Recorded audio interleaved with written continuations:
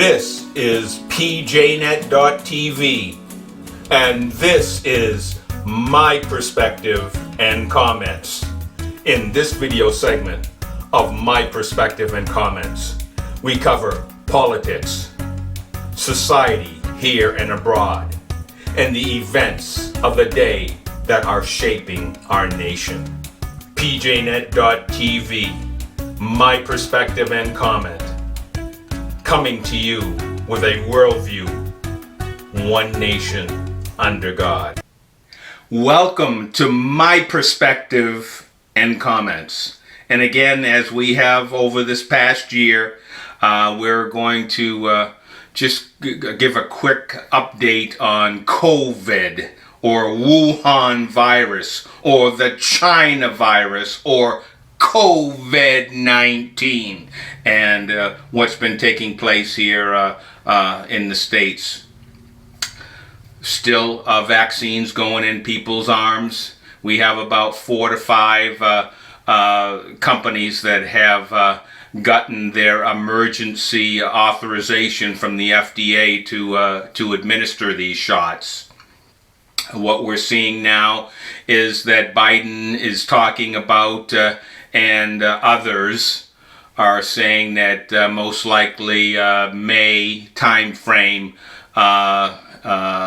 everyone that wants the shot will have the ability to get their shot, and that we should be at that herd immunity. And as I've mentioned before, there are areas right now that they're saying, the professionals are saying that there are a lot of some cities right now might actually be at herd immunity and for their community. What we're seeing right now, folks, is it's a moving target when it comes to more analysis and more updates from the so-called professionals that are saying what they've thought about how COVID spread may not have been accurate early on. And as we mentioned here at PJNET.TV regarding some things to maybe start getting in the habit of, and one of the things that I had mentioned early on was, again, and that was in regards to how we've treated flu viruses, influenza in the past, and that was a lot of hand washing, and they were pushing hand sanitizers and maybe going overboard. In fact, I had mentioned, hey, it won't hurt to get, if you wash your hands twice as often as you have before. Now, most likely, hygiene-wise, that probably isn't a bad idea, but when it came to how COVID spread, we're starting to hear voices right now that are saying that, again, and we were hearing more and more, and we had touched on this over this past year, that the COVID is, it's airborne. And that's what the experts are saying, is that really is the major portion of the spread was when it goes airborne. And there's more and more people that are saying, that move to everyone hand sanitizer and really going overboard, almost like the toilet paper was when early on there. That's kind of where the hand sanitizers came in. So there's a moving target there, and as time goes on, we've been hearing more and more shifting of emphasis in what was we're starting to hear now, where the schools systems have now been told that that 6-foot rule might be lessened down to 3 foot in between in the school system, and obviously that will open up the schools to be able to meet their structural needs, as far as the class sizes can get more back to normal and actually get the kids back into the classroom. And talking about that, there are more and more school systems that have been talking about instead of this remote learning or partial learning, that get their kids back in school full time. So that's happening right now.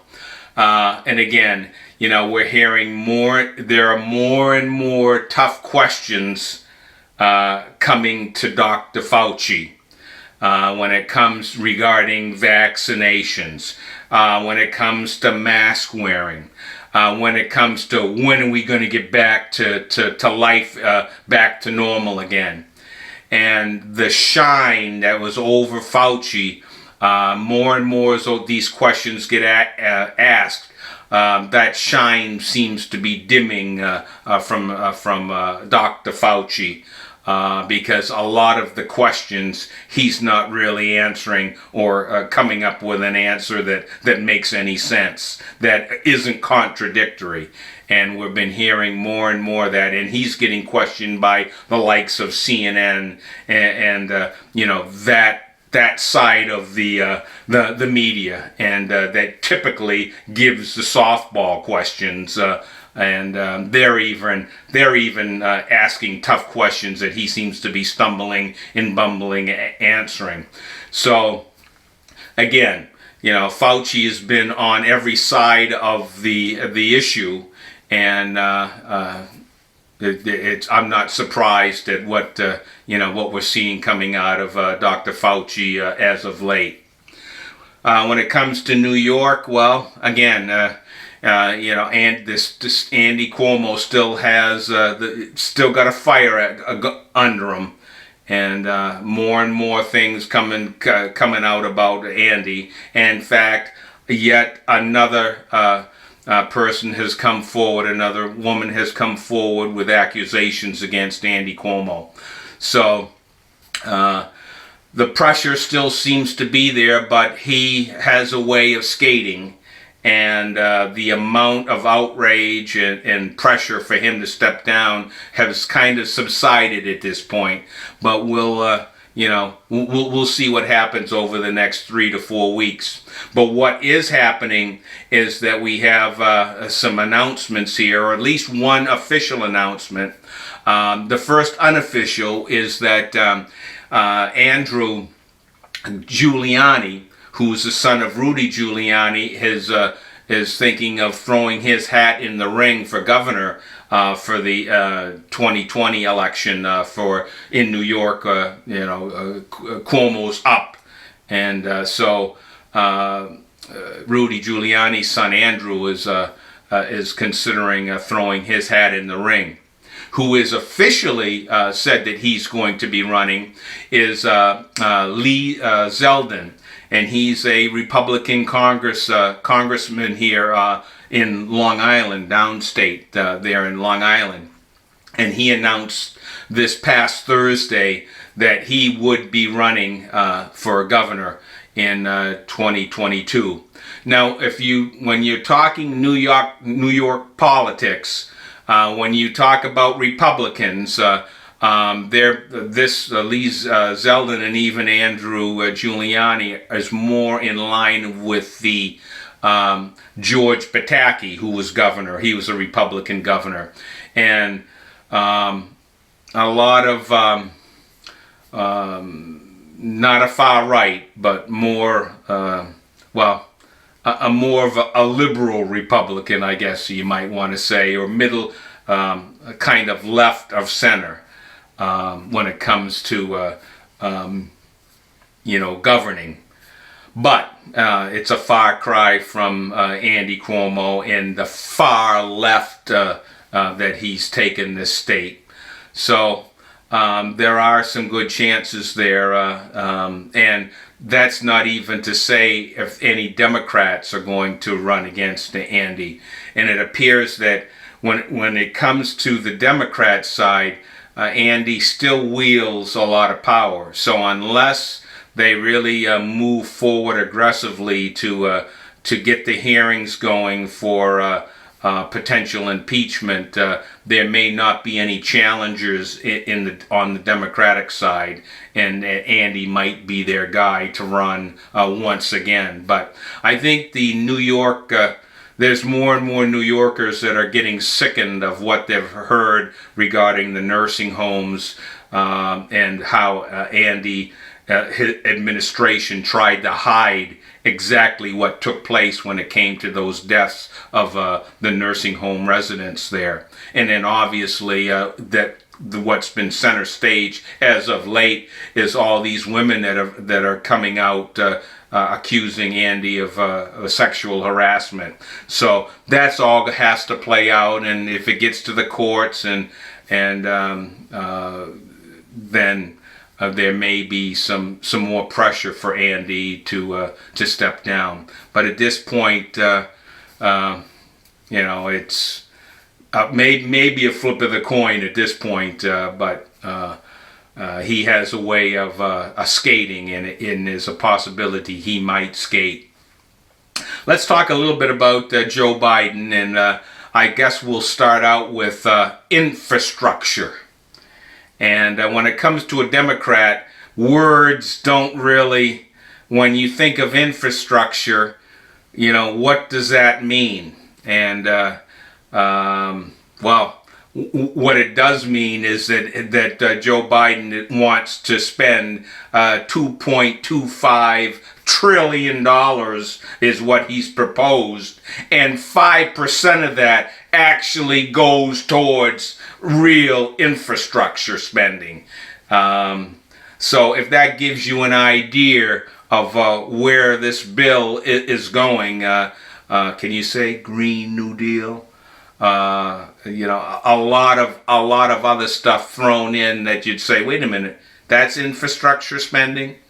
Joe Manchin has already said that that he has some concerns regarding how that's going to be spent. So he might be putting some pressure as far as how much and where those monies are going to go. Now, if you listen to the junior senator here in New York, Kirsten Gillibrand, Senator Gillibrand, you want to hear what infrastructure spending is for her? The first one, paid leave is infrastructure. Child care is infrastructure. And caregiving is infrastructure. So again, when it comes to some of these words that these Democrats throw out, you have to kind of question and say, well, what does that really mean?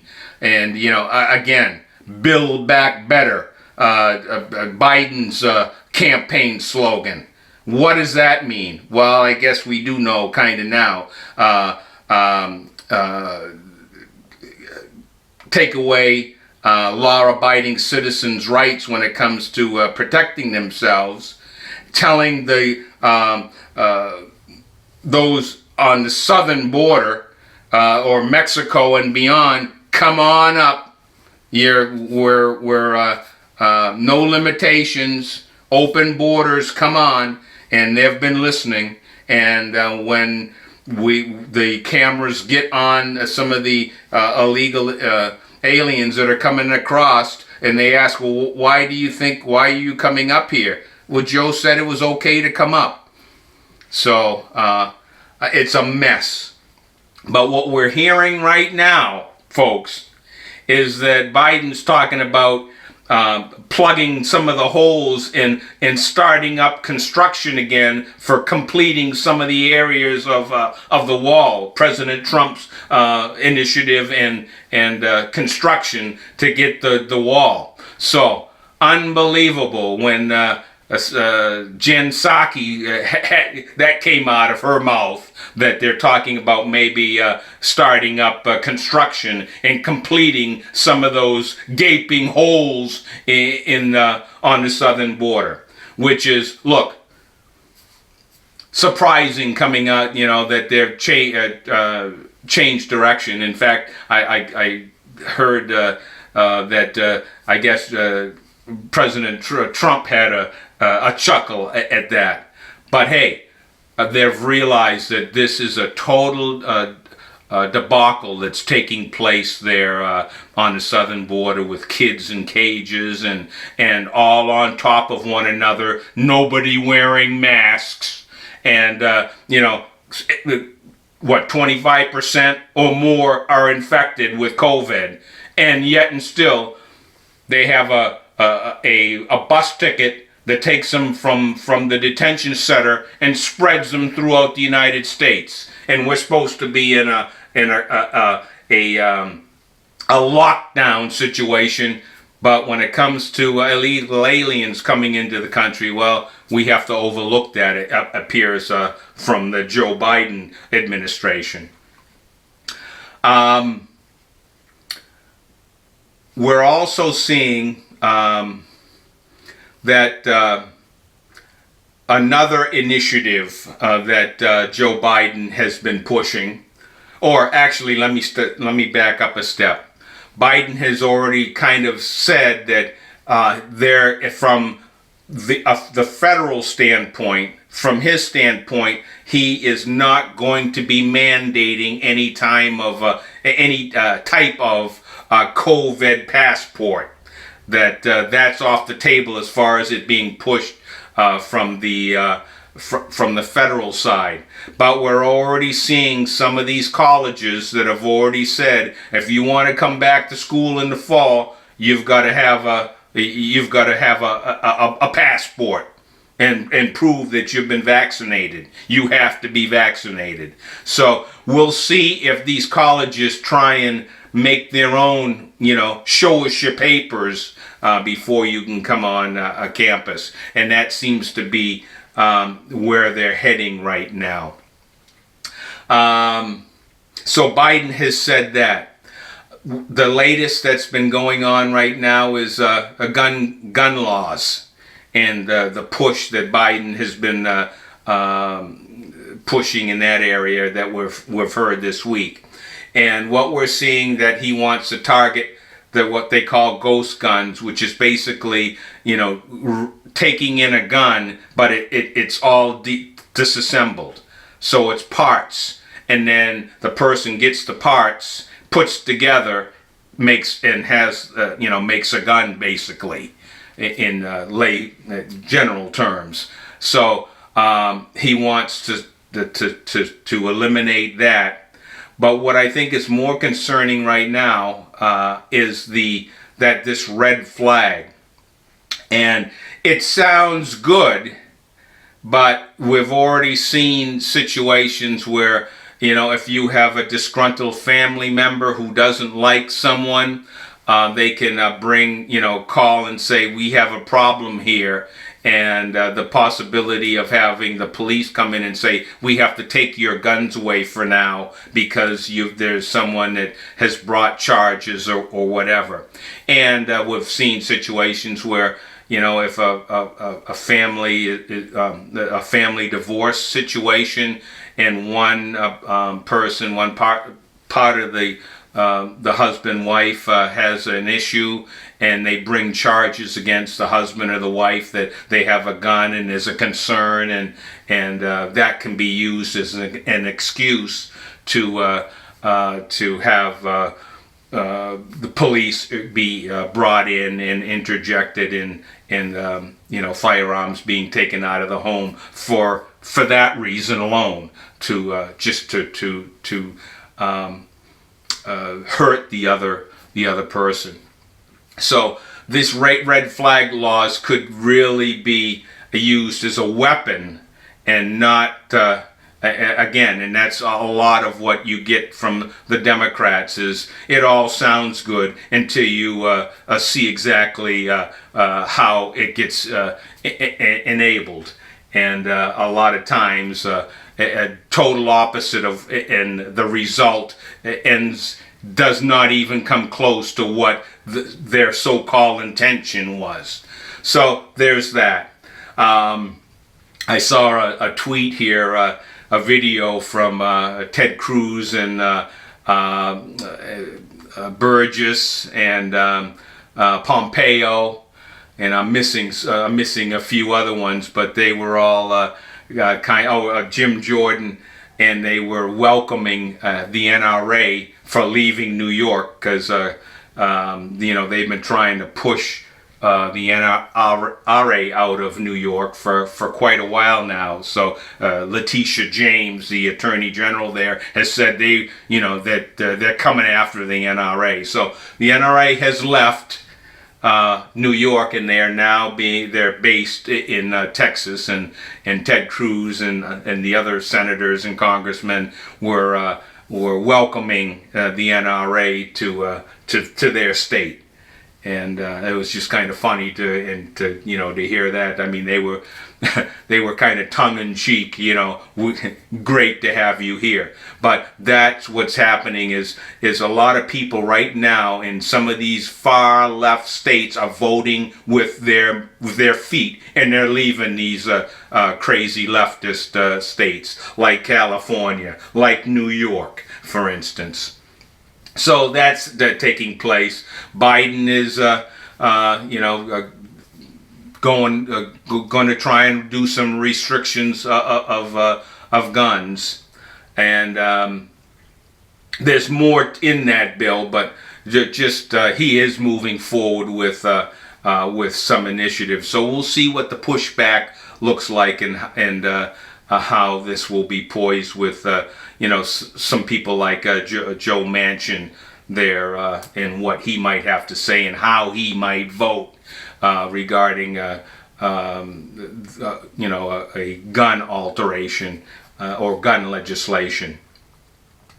What I like to at this point is I've got a couple of videos, and I had talked to you last week about Daniel Horowitz and that initiative of Con Network, a Constitution network, and bringing people together to, especially in the red states, to put focus on the legislatures, some of the governors in these red states, or so-called red states, and getting people together to be able to, sometimes firm up that spine, so to speak, when it comes to making legislation and bringing laws to the forefront, because the Democrats, they're mobilized when it comes to a bill and pushing a bill, or if the Republicans have a bill out there and the Democrats don't want to see that bill enacted, then they're putting the full weight of going to those congressmen, those legislatures, and exerting some pressure. Well, it's about time that conservatives, Republicans, start voicing and letting their legislatures know that they're for the legislations that they may be putting forth, or that they should be putting this legislation forth. So in keeping with that, and as I had mentioned that last week, and what Daniel was doing and trying to organize, throughout the country, all states, but right now focusing initially on the red states, and getting them firmed up, and getting groups of people together to be able to bring some positive direction for some of these legislatures. So I've got two clips here of two red state governors, and I want you to just take a listen to the leadership coming from both, and one that is very direct, knows what he wants for his state, is able to push back when wrong, misleading, outright lies come against him, and not folding. And another governor that seems to be more in the squishy realm when it comes to moving forward with conservative and principles. And I just want you to kind of focus in on these two leaders and their messaging when they get pressure. So here, take a look.